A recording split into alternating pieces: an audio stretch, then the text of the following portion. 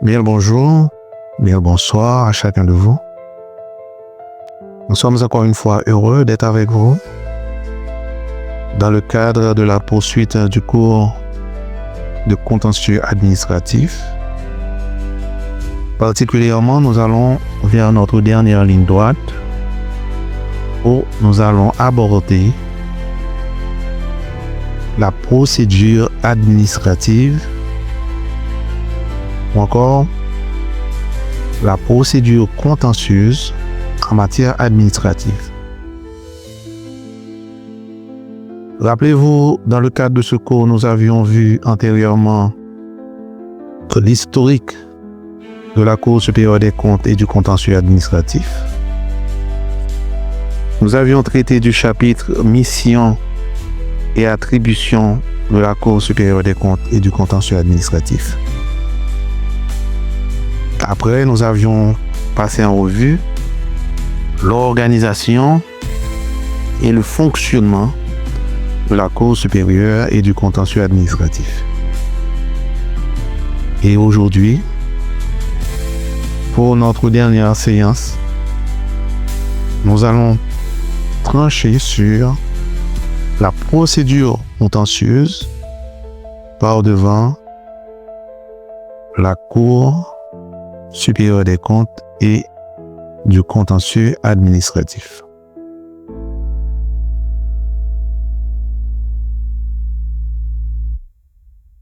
Donc, en ce sens que pour introduire une action devant la juridiction administrative, le respect d'une procédure particulière est de mise comme en toute matière. Cette procédure qui est en usage devant la juridiction administrative trouve sa source dans le décret du 23 septembre 1957 créant la Cour des comptes, modifié successivement par celui du 21 janvier 1959 créant la Cour supérieure des comptes et par celui du 4 novembre 1983 portant organisation et fonctionnement de la Cour supérieure des comptes et du contentieux administratif. Je reprends.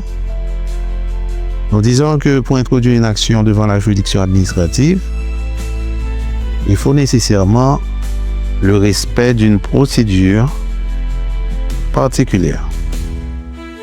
Comme en toute matière, que vous soyez par devant un tribunal de droit commun, que vous soyez par devant la cour d'appel, qu'importe par devant la juridiction, il y a une procédure qui doit être respectée. Il en est de même lorsqu'on introduit une action par devant la Cour supérieure des comptes et du contentieux administratif, il faut respecter une certaine procédure. Laquelle procédure, nous avions dit, trouve sa source dans le décret du 23 septembre 1957 qui créait la Cour des comptes. Cette disposition a été modifiée successivement par celui du 21 janvier 1959 créant la Cour supérieure des comptes et par celui du 4 novembre 1983 portant organisation et fonctionnement de la Cour supérieure des comptes et du contentieux administratif. Maintenant, quelle est la portée du recours des pouvoirs publics par devant la CSCCA? Conformément à l'article 27 du décret du 4 novembre 1983 portant organisation et fonctionnement de la CSCCA, le recours par devant cette instance n'est pas suspensif. Je reprends. Suivant l'article 27 du décret du 24 novembre 1983, le recours par devant la CSCCA n'est pas suspensif. Je suis certain que vous connaissez déjà en tant qu'étudiant en droit chevronné, qu'est-ce qu'on entend par effet suspensif?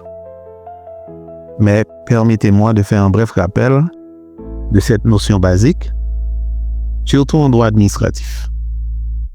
Nous disons en droit administratif, l'absence d'effet suspensif signifie qu'une décision administrative continue de produire ses effets même si elle est contestée devant un juge.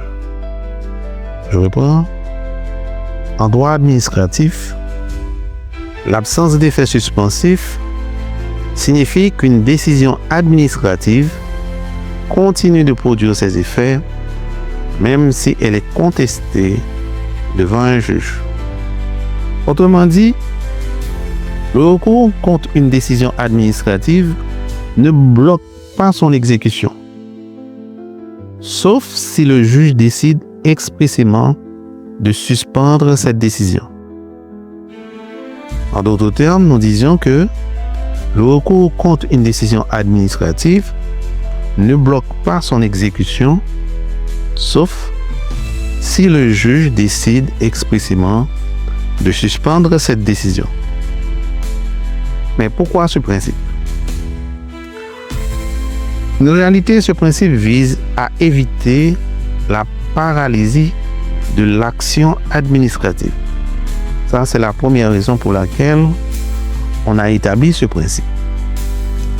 Deuxième raison, c'est que le principe repose sur une présomption de légalité des actes administratifs. En ce sens que, tant que le juge ne les annule pas, ils sont considérés comme valides. Je reprends encore une fois. Pourquoi a-t-on instauré ce principe, à savoir cette question d'effet suspensif, à savoir que les décisions n'ont pas d'effet suspensif?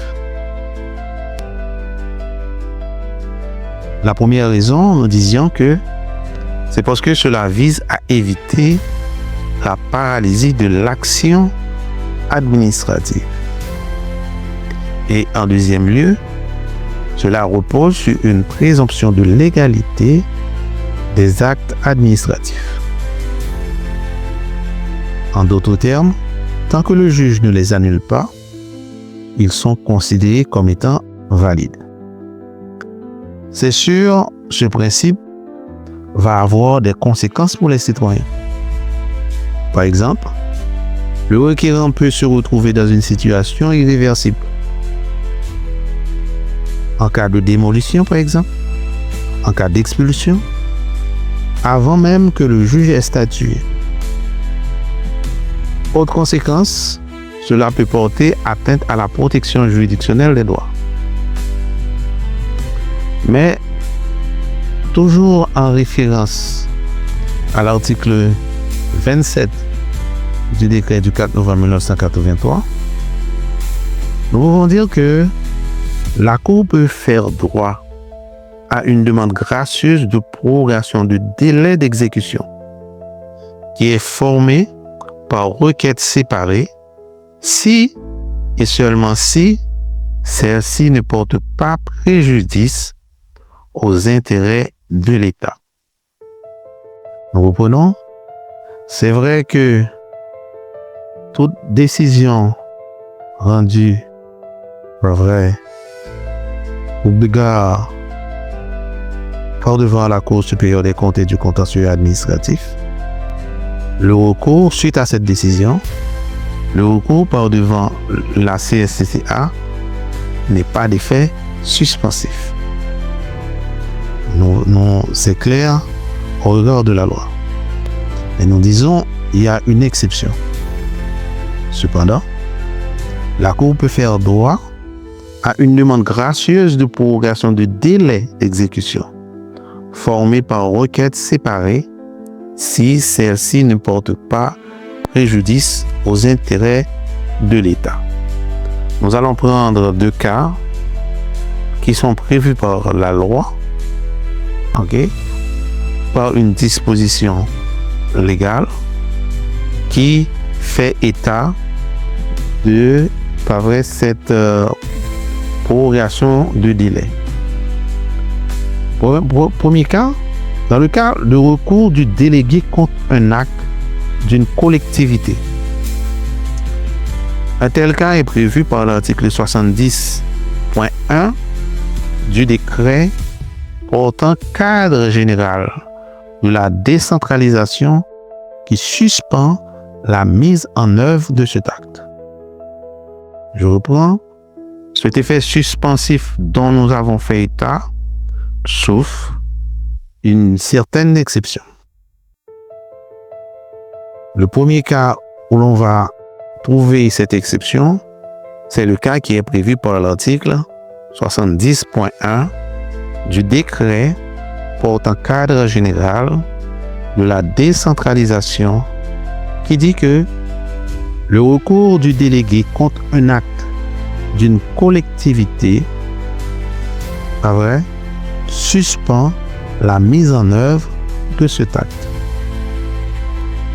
Et le deuxième cas qui fait encore référence à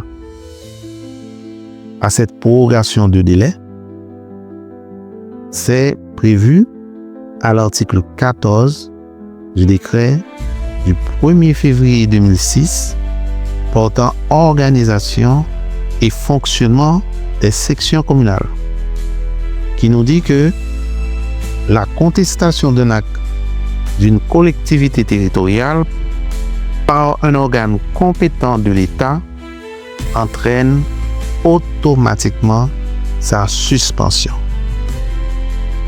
Donc, je reprends succinctement pour dire que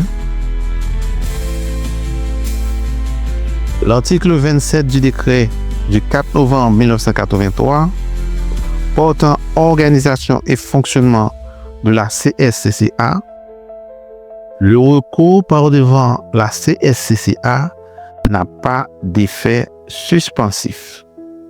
Ça, c'est le principe général qui est prévu à l'article 27 du décret du 4 novembre 1983. Mais nous disons que, toutefois, ce principe d'ordre général souffre d'une certaine exception, à savoir que la Cour peut faire droit à une demande gracieuse de prorogation de délai d'exécution qui sera formée par requête séparée si celle-ci ne porte pas préjudice aux intérêts de l'État. Mais de manière plus claire et sans l'ombre de doute, nous voyons qu'il existe deux cas précis où cette question de suspension est battue en brèche. Le premier cas, c'est celui prévu par l'article 70.1 du décret portant cadre général de la décentralisation qui nous dit que le recours du délégué contre un acte d'une collectivité suspend la mise en œuvre de cet acte. Et le deuxième cas, qu'on retrouve encore dans une autre disposition, qui est l'article 14 du décret du 1er février 2006, portant organisation et fonctionnement des sections communales, on nous dit que la contestation d'un acte d'une collectivité territoriale par un organe compétent de l'État entraîne automatiquement sa suspension. Donc, nous allons poursuivre pour voir les différents caractères de cette procédure qui est exercée par devant la Cour supérieure des comptes et du contentieux administratif. Le premier caractère qu'on retrouve dans cette procédure, c'est que c'est une procédure qui est essentiellement écrite. Je reprends. Le premier caractère de la procédure par devant la CSCCA, c'est une procédure qui est essentiellement écrite. Les prétentions des parties sont présentées sous forme écrite. C'est ainsi que, selon l'article 25 du décret du 4 novembre 1983, le recours devant la Cour en matière contentieuse sera introduit soit personnellement sur mémoire, soit par requête signée d'un avocat régulièrement inscrit à l'un des barreaux de la République. Il peut y avoir une requête ou mémoire additionnelle de la part de chaque partie. Je reprends que nous voyons maintenant le premier caractère de la procédure par devant la CSCCA. Nous disons que c'est une procédure qui est essentiellement écrite. En ce sens que l'article 25 du décret du 4 novembre 1983 prévoit que le recours devant la Cour en matière contentieuse sera introduit soit personnellement sur mémoire, soit par requête signée d'un avocat régulièrement inscrit à l'un des barreaux de la République. Toutefois, il peut y avoir une requête ou mémoire additionnelle de la part de chacune des parties. Et l'on continue pour dire que l'article 35 du décret du 4 novembre 1983 donne aux parties la possibilité de présenter des observations orales à l'occasion de l'audition d'une affaire. Ça, c'est pour essayer de comprendre le sens du caractère écrit, le premier des caractères, dans le cadre de la procédure par devant la CSCCA. Deuxième caractère qu'on retrouve dans le cadre de cette procédure, c'est le caractère inquisitoire. Deuxième caractère, c'est le caractère inquisitoire. En ce sens que c'est le juge qui mène la procédure. De là, il peut compléter ou reprendre le travail d'instruction d'une affaire. Je reprends. Le deuxième caractère par devant la juridiction contentieuse, c'est que c'est le juge qui mène la procédure. Il peut compléter ou reprendre le travail d'instruction d'une affaire. Troisième caractère, que vous connaissez nécessairement déjà, c'est le caractère contradictoire. En matière de procès, vous savez que c'est l'un des caractères qui détermine tout procès. C'est le contradictoire. C'est une procédure dans le sens que le procès se déroule sur la base des arguments écrits et pièces des deux parties. Des deux parties. À savoir, on parle d'une partie demanderesse et une partie défenderesse. Parfois, c'est le citoyen qui est partie demanderesse et l'administration publique est partie défenderesse. Des fois aussi, c'est l'inverse. L'administration publique peut être demanderesse et le citoyen peut être partie défenderesse. Aussi, le ministère de l'avocat n'est pas obligatoire. Le ministère de l'avocat n'est pas obligatoire. Le demandeur peut lui-même introduire son mémoire.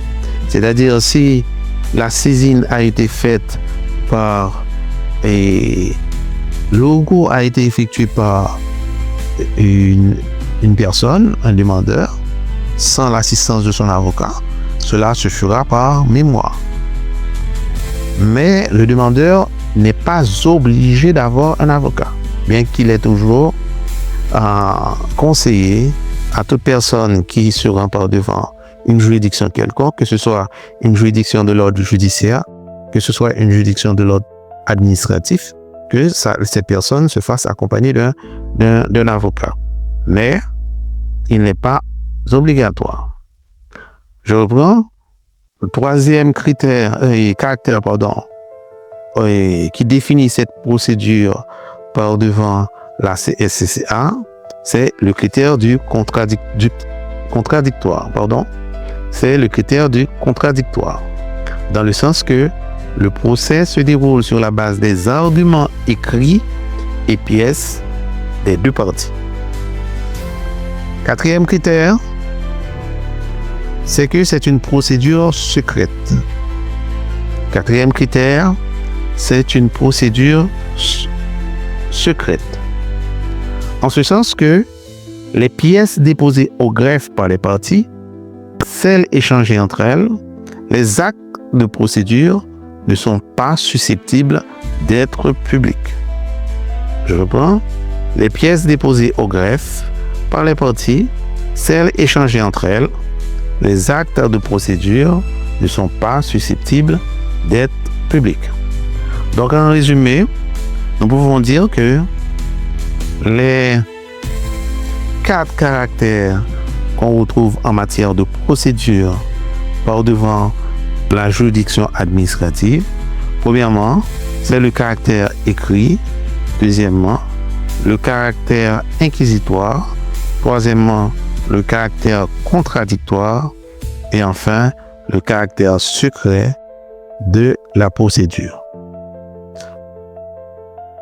Maintenant, il est temps de voir quelles sont les différentes étapes de cette procédure dont nous venons de parler. En résumé, nous pouvons dire qu'il existe jusqu'à 8 étapes dans le cadre de la procédure par devant la Cour supérieure des comptes et du contentieux administratif.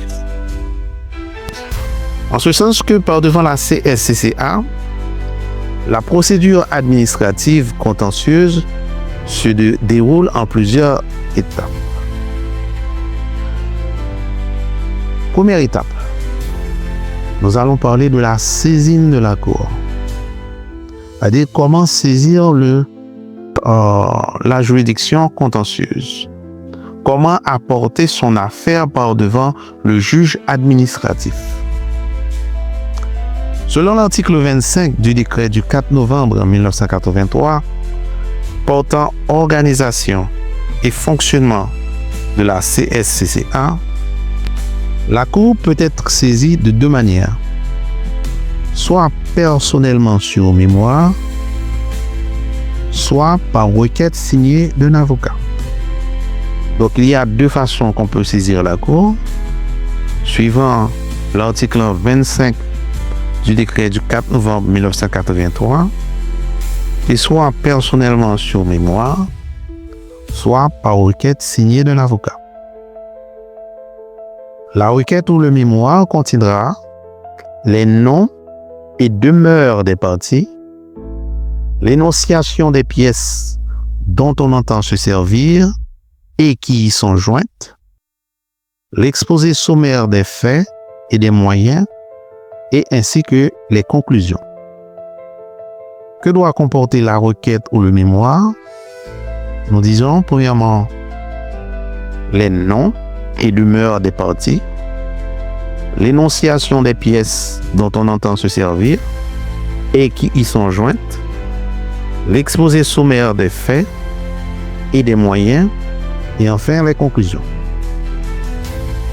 Lorsque le requérant choisit de présenter personnellement sa requête, soit en demande, soit en défense, son domicile d'élection et son adresse doivent être figurés au bas de son mémoire, comme le prévoit l'article 28 du décret du 4 novembre 1983 portant organisation et fonctionnement de la CSCCA. Ça, c'est la première étape qui est la saisine de la Cour en matière contentieuse. Deuxième étape de la procédure, ce sont les délais de saisine. La loi va imposer un certain délai dans le cadre de la saisine de la Cour. C'est ainsi qu'on peut dire que le délai de saisine dépend de la nature de l'acte attaqué et la qualité du demandeur. Je reprends. Le délai de saisine va dépendre de la nature de l'acte attaqué et de la qualité du demandeur. Premièrement, il est de 90 jours si le recours porte sur une décision administrative faisant grief à un agent public ou un particulier. Je reprends.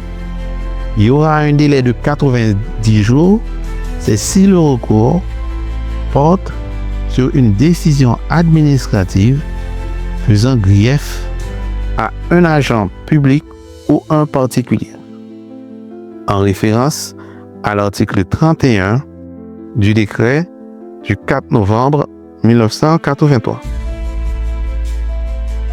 Et le délai sera de 15 jours. Deuxièmement, le délai sera de 15 jours s'agissant d'une saisine de l'administration centrale contre un acte d'une collectivité territoriale. Référence, article 70-2 du décret portant cadre général de la décentralisation. Troisièmement, le délai peut être de 2 mois à compter de la réception de l'acte s'agissant du recours du délégué contre un acte d'une collectivité pour illégalité. Ce, en référence à l'article 70.1 du décret portant cadre général de la décentralisation. Nous poursuivons pour dire, en dernier lieu, le délai pour la saisine peut être de 2 ans s'agissant d'une revendication de créance publique. Référence, article 72 de la loi du 4 mai 2016 sur l'EELF. Nous disons que l'article 70.1 du décret portant cadre général de la décentralisation et l'article 14 du décret portant organisation et fonctionnement des sections communales prévoit un recours en référé contre la légalité du recours du délégué ou d'un autre représentant de l'État contre l'acte d'une collectivité.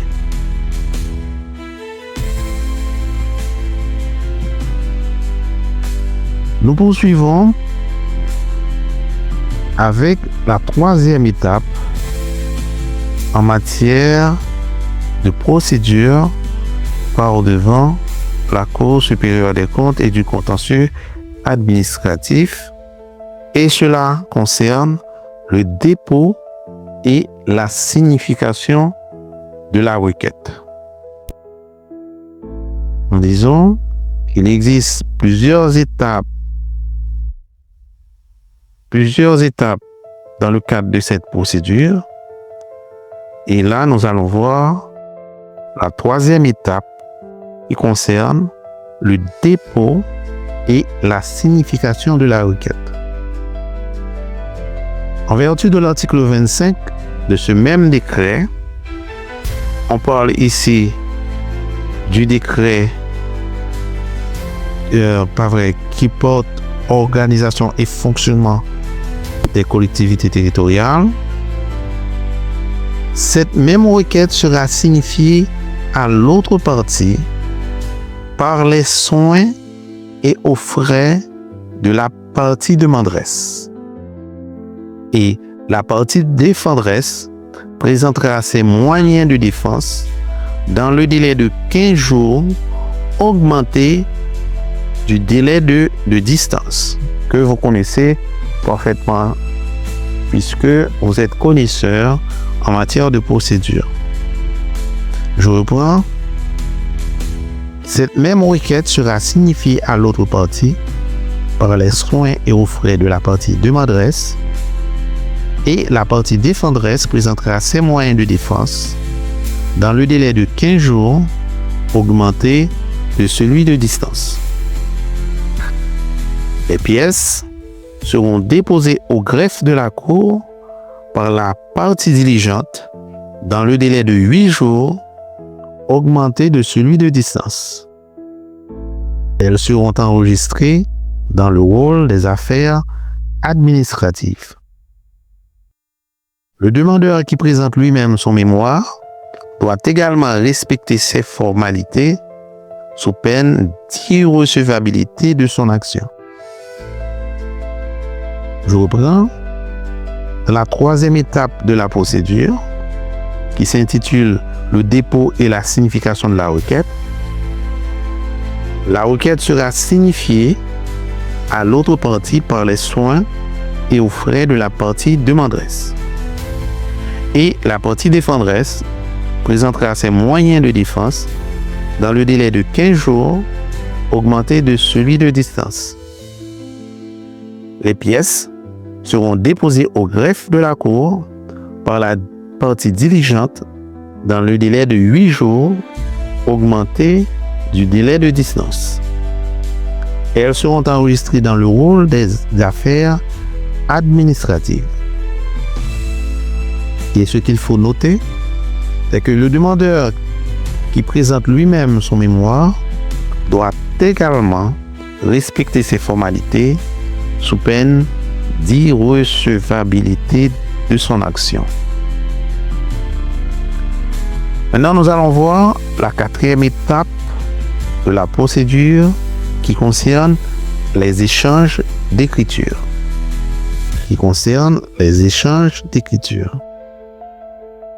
Suivant l'article 29 du décret du 4 novembre 1983, la partie demanderesse pourra introduire une seconde requête à laquelle la partie défenderesse pourra présenter de nouveaux moyens de défense. Le nombre de requêtes et de conclusions responsives est limité à 2. Ce n'est pas en matière civile lorsqu'il va y avoir un échange d'écriture où on peut avoir un nombre incalculable d'échanges entre les parties.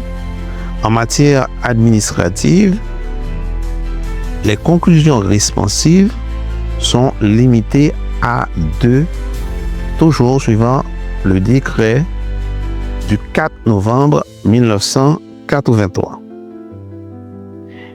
Cinquième étape de la procédure, c'est l'instruction de l'affaire. Après les procédures préliminaires, le dossier est transmis à un auditeur qui est considéré comme étant jouant le rôle de ministère public auprès de la Cour et à un conseiller qui sera chargé de l'instruction de l'affaire. Le conseiller instructeur rendra une ordonnance en vue de faire des recommandations à la Cour. Et l'auditeur rédigera un rapport contenant ses réquisitions en l'espèce. On dit rapport ou encore conclusion. Je reprends. Concernant l'instruction de l'affaire, après les procédures préliminaires qui sont faites entre les parties elles-mêmes, le dossier est transmis à un auditeur, c'est-à-dire celui qui fera office de ministère public auprès de la Cour, et à un conseiller qui sera chargé de l'instruction de l'affaire. Et le conseiller instructeur rendra une ordonnance qui peut être définitive ou encore un rapport d'instruction en vue de faire des recommandations à la Cour. L'auditeur, à savoir le ministère public, rédigera un rapport ou encore des conclusions qui contiendra ses réquisitions en l'espèce. Sixième étape de la procédure, c'est la mise en état de l'affaire. La mise en état qui se trouve être la sixième étape de la procédure. Après la réception de ces documents,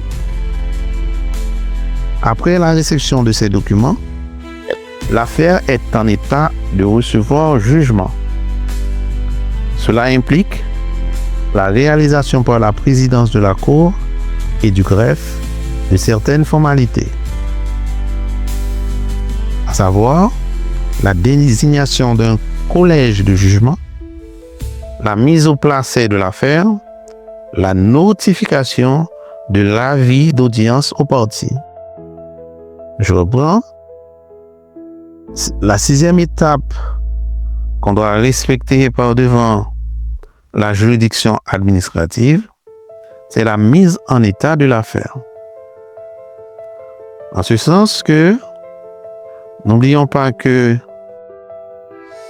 l'auditeur qui joue le rôle du ministère public auprès de la Cour et le conseiller qui est chargé de l'instruction de l'affaire doivent, pour le conseiller instructeur, il aura à rendre une ordonnance, ok, et pour l'auditeur, il aura à rendre ses conclusions sous forme de réquisition. Ces deux documents, après la réception de ces deux documents, l'affaire maintenant est en état de recevoir jugement. Cela implique, c'est ce qu'on va appeler la mise en état de l'affaire. L'affaire va être mise en état pour pouvoir recevoir jugement. Cela implique la réalisation par la présidence de la Cour et du greffe de certaines formalités. Lesquelles formalités sont la désignation d'un collège de jugement, c'est-à-dire qui aura à entendre, à connaître de l'affaire, un collège qui tranchera, qui sera appelé à trancher le litige qui est soumis par devant la Cour. Ensuite, la mise au placet de l'affaire. Et enfin, la notification de l'avis d'audience aux parties pour indiquer, pour notifier aux parties à quelle date que l'affaire sera vidée par devant la Cour. 7e étape de la procédure, c'est l'instance proprement dite, c'est-à-dire l'audience ou encore le jugement. Après l'ouverture de l'audience par l'huissier, sous ordre du président du collège de jugement, à savoir le collège est formé de 3 juges, la Cour procède à l'identification des parties. À savoir, le tribunal doit demander aux parties de décliner leur identité pour savoir qui est partie demanderesse et qui est partie défendresse par devant la Cour. Puis, la parole est accordée à la partie demanderesse pour la lecture de son acte introductif d'instance. C'est à partir de ce moment que la partie demanderesse va lier la Cour par son acte introductif d'instance. Rappelez-vous, lequel acte peut être soit une mémoire, si la partie demanderesse se présente de par elle-même, ou une requête qui, si toutefois la partie demanderesse se fait représenter par un avocat. Je reprends. La parole est accordée à la partie demanderesse pour la lecture de son acte introductif d'instance. Rappelez-vous que l'acte introductif d'instance, encore une fois, peut être soit un mémoire ou une requête. Ensuite, la partie défendresse obtient la parole pour lire ses conclusions responsives et en l'absence de l'une des parties, c'est le greffier qui donne lecture de la requête. Je reprends. Ensuite, la partie défendresse obtient la parole pour lire ses conclusions responsives en l'absence de l'une des parties. Et c'est le greffier qui donne lecture de la requête. En l'absence de l'une des parties, bien sûr. Compte tenu du caractère écrit de la procédure, l'absence d'une ou des parties n'invalide pas la tenue de la séance de jugement. Et la décision sera même considérée comme contradictoire. Ce n'est pas comme en matière civile. Si l'une des parties ne se présente pas, on parlera de décision rendue par défaut. ce n'est pas ainsi par-devant la juridiction administrative. En ce sens, je reprends, compte tenu du caractère écrit de la procédure, l'absence d'une ou des parties n'invalide pas la tenue de la séance de jugement. Et la décision sera même considérée comme étant contradictoire. Le greffier donnera lecture de l'ordonnance du conseiller instructeur et l'auditeur donnera également lecture de ses conclusions ou encore de son rapport. Et à la suite de ces différentes lectures, les parties, y compris l'auditorat, obtiennent la parole pour de brèves observations orales. Et enfin, la dernière étape de la procédure, c'est le prononcé de l'arrêt. Je reprends. La 8e étape en matière de procédure, par devant la Cour supérieure des comptes et du contentieux administratif, c'est le prononcé de l'arrêt. Après les différentes plaidoiries, la Cour va déclarer la cause entendue et ordonnera le dépôt des pièces pour rendre son arrêt conformément à la loi. Je reprends.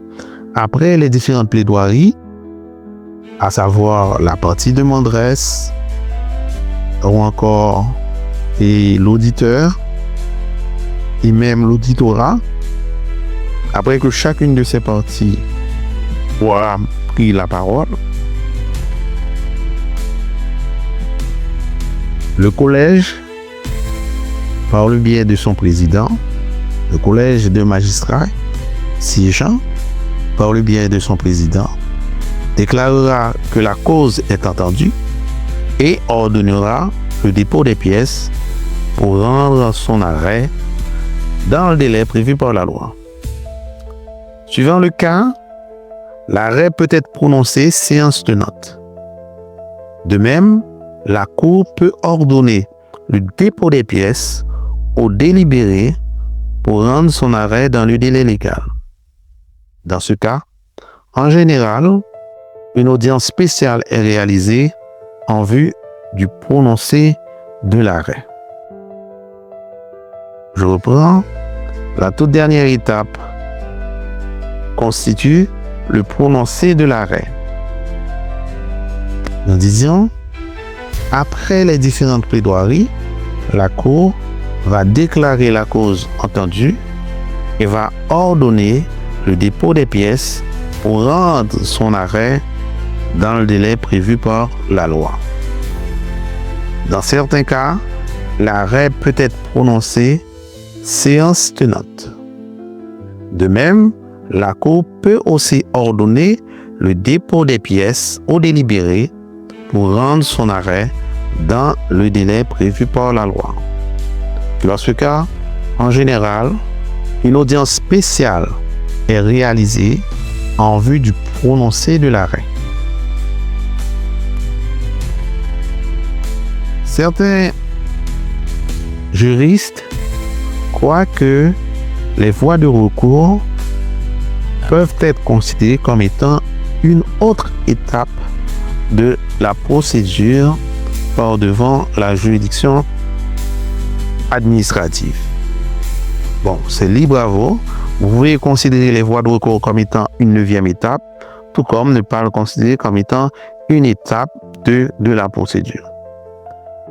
Mais pour le moment, nous allons voir les différentes voies de recours qui existent, pas vrai, au regard de cet arrêt qui sera rendu par la Cour supérieure des comptes et du contentieux administratif.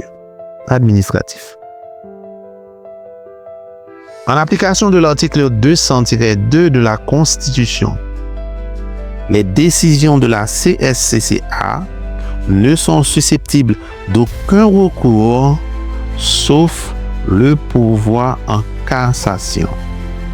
Je reprends.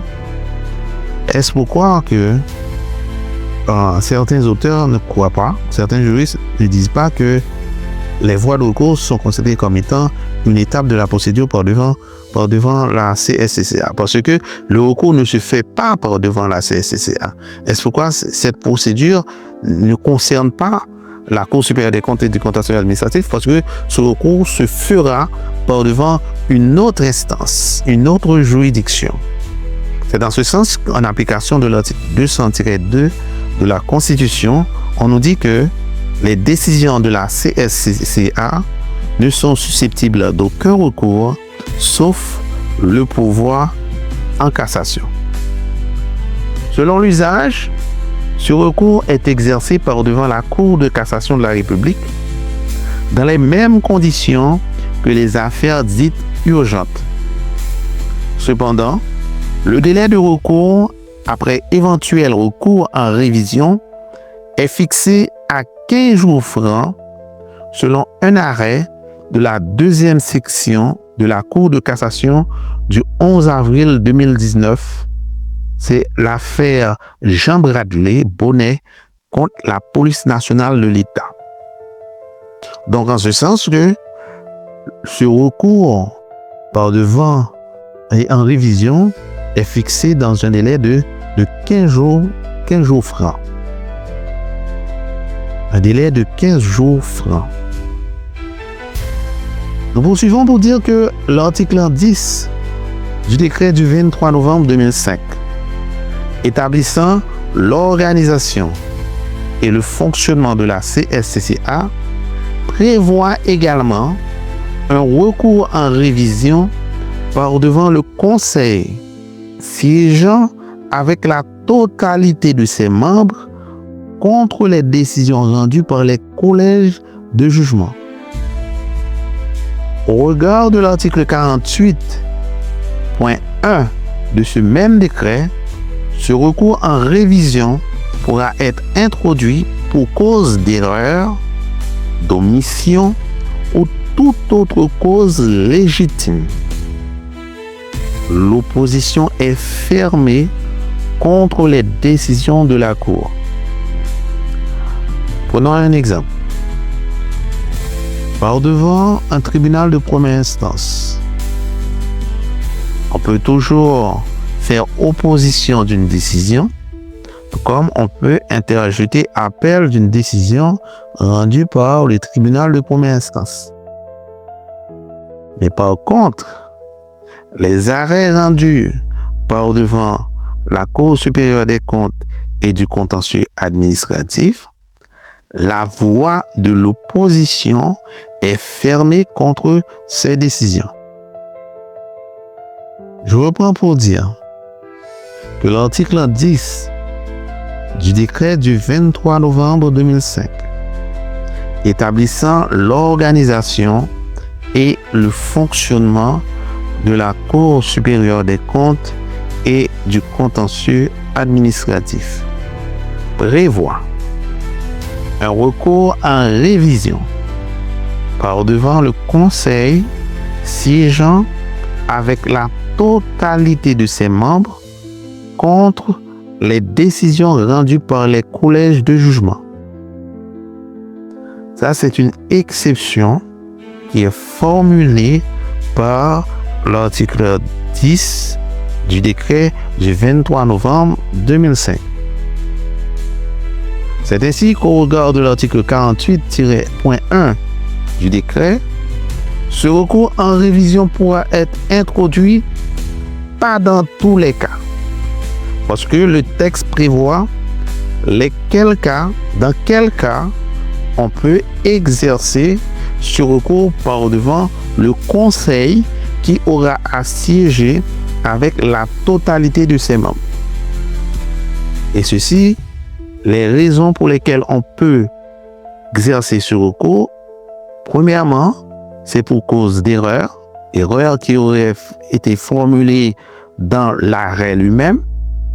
Deuxièmement, en cas d'omission, si toutefois il y a eu des omissions dans la rédaction du dit arrêt.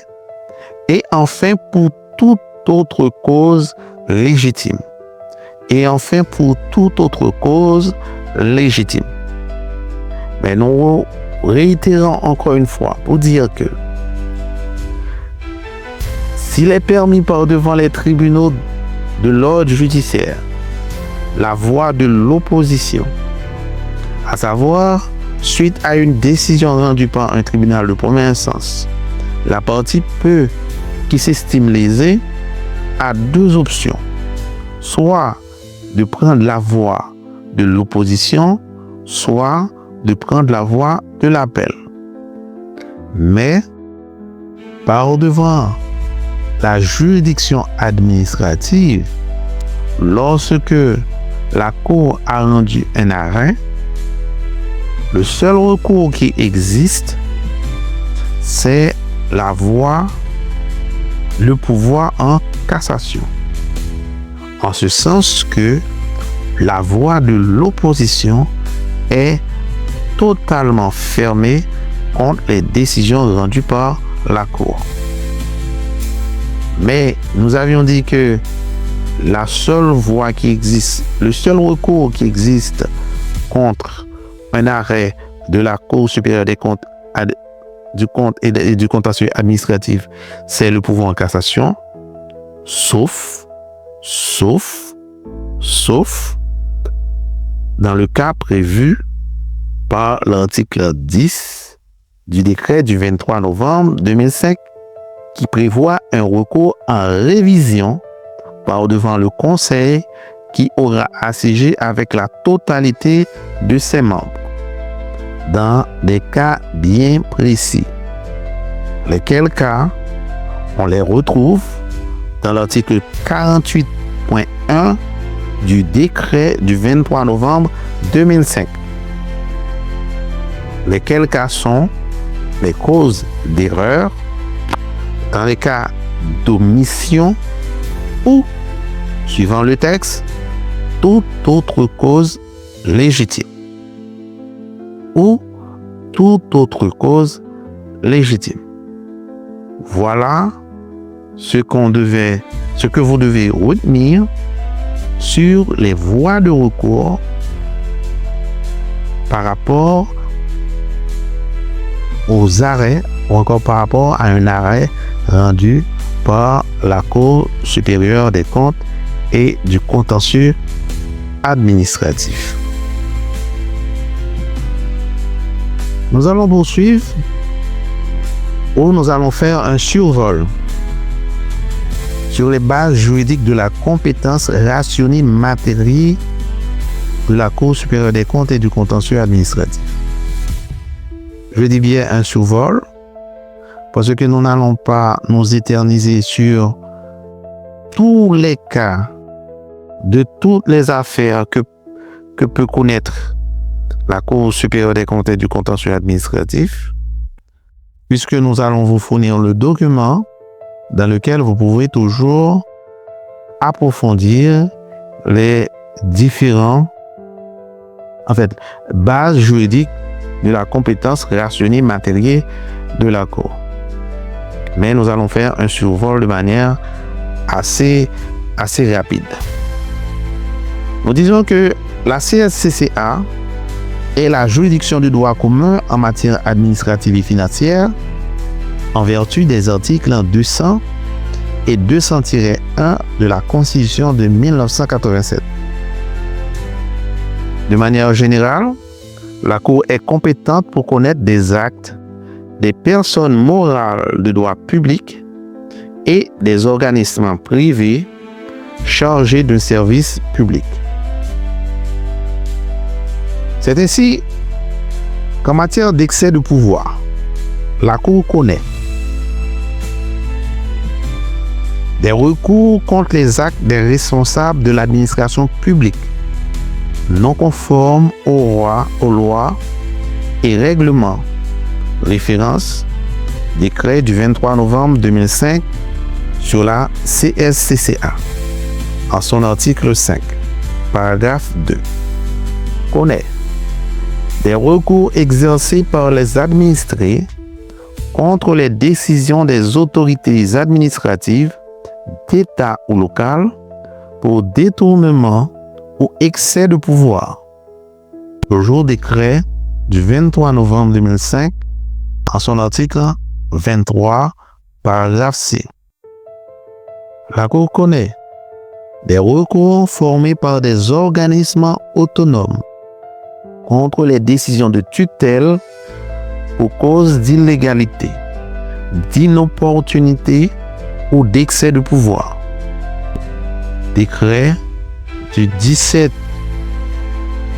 mai 2005 portant organisation de l'administration centrale de l'État en son article 160.1 connaît des recours en annulation exercés par les administrés contre les décisions des autorités administratives pour excès ou détournement de pouvoir. Toujours le décret du 17 mai 2005 portant organisation de l'administration centrale de l'État en son article 160-2 connaît des recours formés par les administrés contre les décisions des personnes morales de droit privé prises dans le cadre de leurs prérogatives de puissance publique. Toujours le même décret du 17 mai 2005 en son article 160-6 connaît des recours du représentant de l'État ou de toute autre collectivité territoriale contre un acte de la section communale et recours de la section communale contre les décisions des représentants de l'État. Référence le décret du 1er février 2006 portant organisation et fonctionnement des sections communales dans son article 4. Connaît en fin de lieu des recours exercés contre les mesures adoptées pendant l'état d'urgence. Référence article 12 du décret du 15 mars 2021 révisant la loi du 15 avril 2010 portant amendement de celle du 9 septembre 2008 sur l'état d'urgence. Deuxième catégorie de compétences rationnées matérielles de la Cour concerne les collectivités territoriales en général.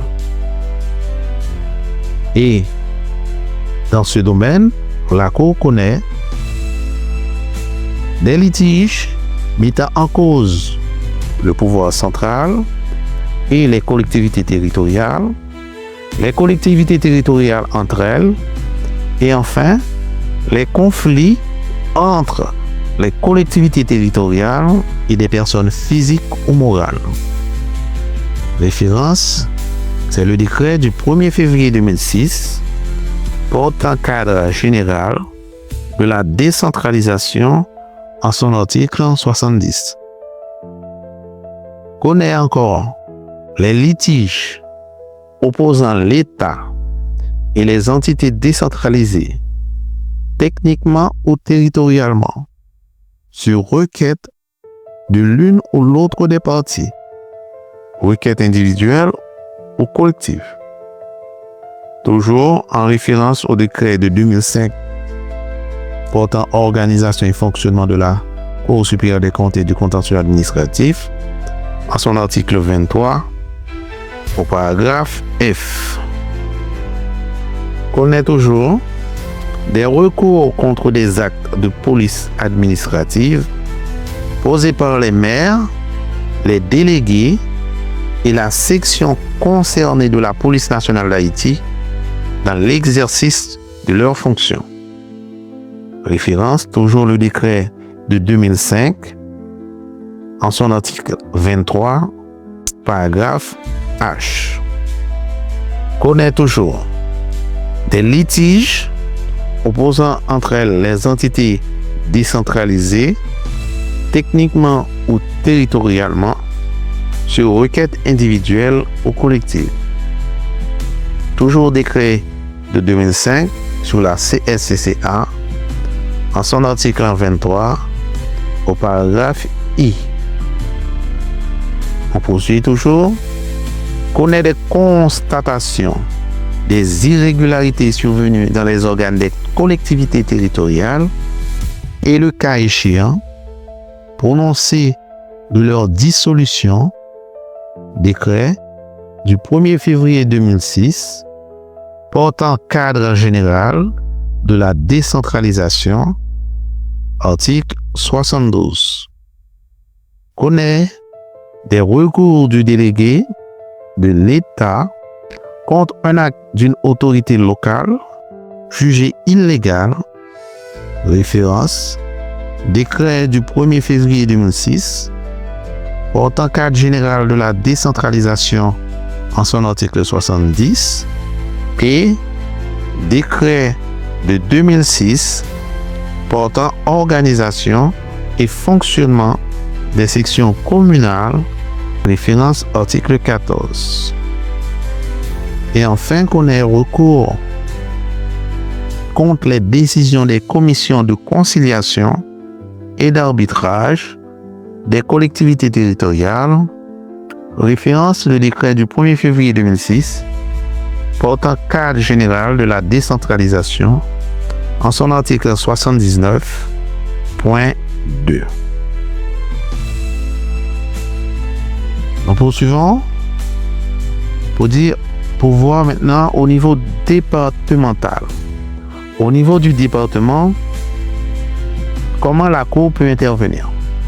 Ou encore dans quel champ, quelle est la compétence rationnelle matérielle de la Cour au niveau du département? À ce niveau, la Cour connaît des recours d'une assemblée territoriale, d'une autre collectivité territoriale, d'une personne morale ou physique, contre un acte du conseil départemental jugé illégal. Référence, c'est le décret du 1er février 2006 portant cadre général de la décentralisation en son article 70, 3.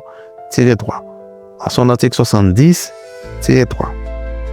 Connaît aussi des recours contre les décisions d'une assemblée extraordinaire départementale démettant un conseiller pour inéligibilité, référence du décret du 1er février 2006 fixant les modalités d'organisation et de fonctionnement de la collectivité départementale. Référence article 6, toujours du décret du 1er février 2006. Connaît aussi des recours en annulation de délibération d'assemblée des conseils départementaux portant sur des objets étrangers à leur attribution. Référence, toujours le décret du 1er février 2006 en son article 73. Connaît des recours en annulation de décisions de conseils départementaux prises en contravention du principe de collégialité. Référence, le décret du 1er février 2006 en son article 98. Connaît aussi de l'émission d'un ordre contraignant une personne physique ou morale de déférer à une convocation d'une assemblée départementale. Toujours le même décret en son article 41. Et enfin, la Cour va connaître des recours contre une décision prise par une assemblée départementale de démettre d'office pour absentéisme l'un de ses membres. Toujours le même décret en son article 13. Maintenant, nous allons voir le champ de compétences en matière de compétences rationnelles matérielles concernant les collectivités territoriales au niveau communal. Dans ce champ, la Cour connaît des recours en annulation de délibération d'assemblée des conseils communaux portant sur des objets étrangers à leurs attributions. Décret du 1er février 2006, en ses articles 26 et 212. Connaît des recours en annulation des décisions du conseil municipal prises en dehors du plan de développement, du plan d'investissement public, du budget annuel ou des projets ou activités présentés par le conseil municipal. Toujours décret du 1er février 2006, en son article 70. Connaît des recours relatifs à l'application d'un décret ou de tout autre règlement du conseil communal. Référence décret du 1er février 2006, en son article 131.1. Connaît des recours en annulation de décisions de conseils communaux prises en contravention du principe de collégialité. Référence, toujours le même décret en son article 74. La Cour connaît aussi des recours contre délit de gestion grave d'un membre d'un conseil municipal ou d'une assemblée municipale. Destitution éventuelle du membre concerné. Toujours le même décret en ses articles 208 et 210. La Cour connaît toujours des recours contre une décision prise par une assemblée communale de démettre d'office l'un de ses membres pour absentéisme. Toujours le même décret en son article 15.1. La Cour connaît aussi des recours contre les décisions prises par les instances de médiation et d'arbitrage des litiges communaux. Référence le même décret en son article 77.1. Et enfin, connaît des recours contre le mutisme ou le refus du conseil départemental d'autoriser le conseil communal à émettre un emprunt, toujours référence le même décret en son article 195.1. S'agissant de la compétence rationnée matérielle de la Cour relative aux collectivités territoriales au niveau de la section communale, au niveau de la fonction publique, relative aux contrats et concessions, au niveau fiscal, relative au marché public, nous laissons le reste, l'ensemble de ces champs à votre lecture, car vous aurez le document et vous pourriez prendre lecture de ces différents champs de compétences de la Cour où la Cour peut connaître de l'ensemble de ces conflits en vue de rendre leur arrêt, en vue de trancher ces litiges. Autre élément que nous allons voir quelles sont les conditions de recevabilité d'un recours par devant l'autorité administrative. À savoir les conditions de recevabilité des recours par devant l'autorité administrative. Nous disons que certaines conditions de recevabilité sont prévues aux articles 25 et suivants du décret du 4 novembre 1983. C'est ainsi qu'à l'article 31, il est disposé notamment que le recours contre la décision d'une autorité relevant de l'autorité de la Cour ne sera pas recevable après 90 jours à compter de la date de la notification de cette décision. C'est-à-dire, une fois que vous avez un grief contre une décision qui vous a été signifiée et que l'autorité par devant laquelle vous pouvez contester cette décision, c'est la Cour, automatiquement, vous avez un délai de 90 jours pour exercer ce recours par devant la Cour à compter de la date de la notification de cette décision. Passé ce délai, votre recours sera jugé irrecevable. Passé ce délai, votre recours sera déclaré irrecevable. Ce au regard de l'article 31 du décret du 4 novembre 1983. Je reprends un petit peu. La loi prévoit certaines conditions pour qu'un recours exercé par devant la Cour supérieure des comptes et du contentieux administratif soit jugé recevable. En ce sens, à l'article 31 du décret du 4 novembre 1983, il est disposé que le recours contre la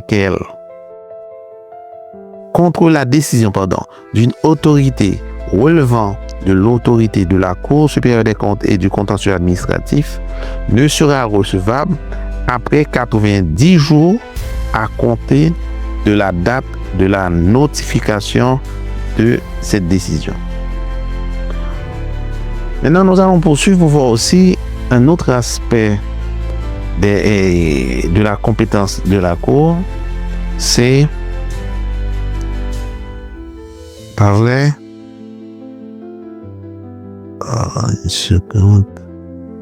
le contrôle juridictionnel des comptes publics. Le contrôle juridictionnel des comptes publics. En ce sens, nous disons que la Cour supérieure des comptes et du contentieux administratif, institution indépendante régie par le décret du 23 novembre 2005, est l'organe suprême de contrôle des finances publiques de la République d'Haïti. Elle exerce à la fois des fonctions de vérification, d'évaluation et de jugement. Je reprends.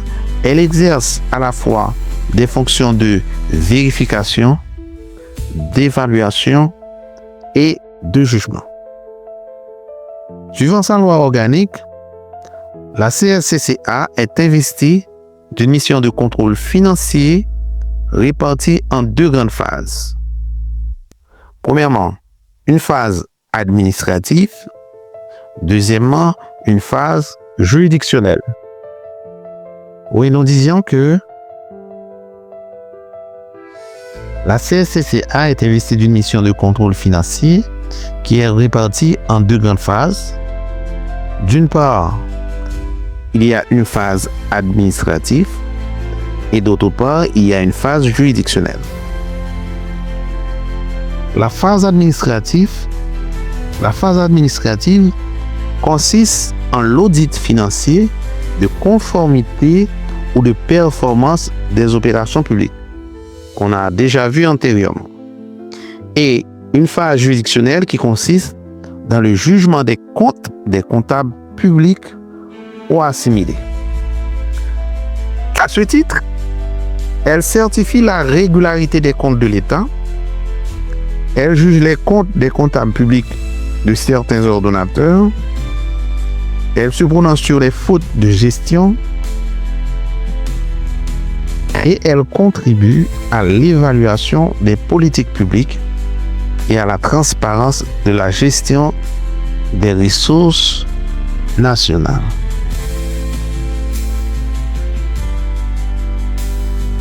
Lorsqu'on parle de la phase administrative, cette première phase consiste à vérifier la conformité des opérations de gestion publique par des audits planifiés et réalisés par les chambres de la CSCCA. Elle comprend 6 étapes principales. Première étape, ce sont les travaux préliminaires, la sélection des entités, la désignation des commissaires vérificateurs. Deuxième, la planification de l'audit, la définition des objectifs, les critères et méthodes, recueil préliminaire d'informations. Troisième, exécution de l'audit, collecte d'éléments probants, entretien, test de conformité. Quatrième, rapport préliminaire, rédaction et transmission au président de la Chambre pour observation, puis transmission à l'entité auditée pour être débattue avec elle. Cinquièmement, rapport définitif. Après la prise en considération des remarques de l'entité auditée, le rapport devient définitif. Sixièmement, transmission aux autorités compétentes pour suite à donner, y compris transmission à la juridiction de jugement si nécessaire.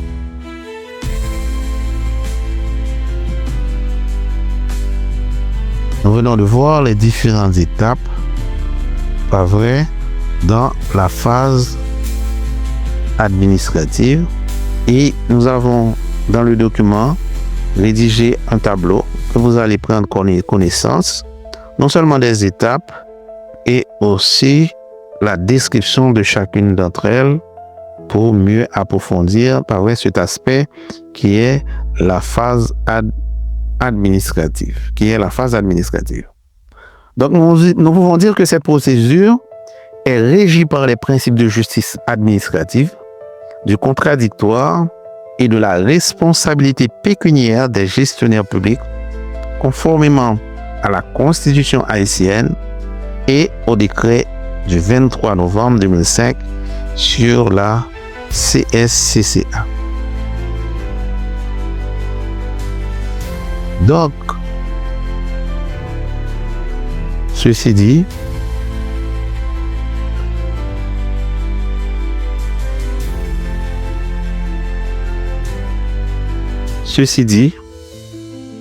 nous avons été heureux d'être avec vous pendant tout ce cours. Ça a été un plaisir et nous espérons que vous allez mettre en œuvre l'ensemble des notions qui ont été vues tout au cours de la matière. Et sur ce, nous vous souhaitons toujours bon travail et bonne chance pour la suite. À très bientôt pour un nouveau cours. À très bientôt.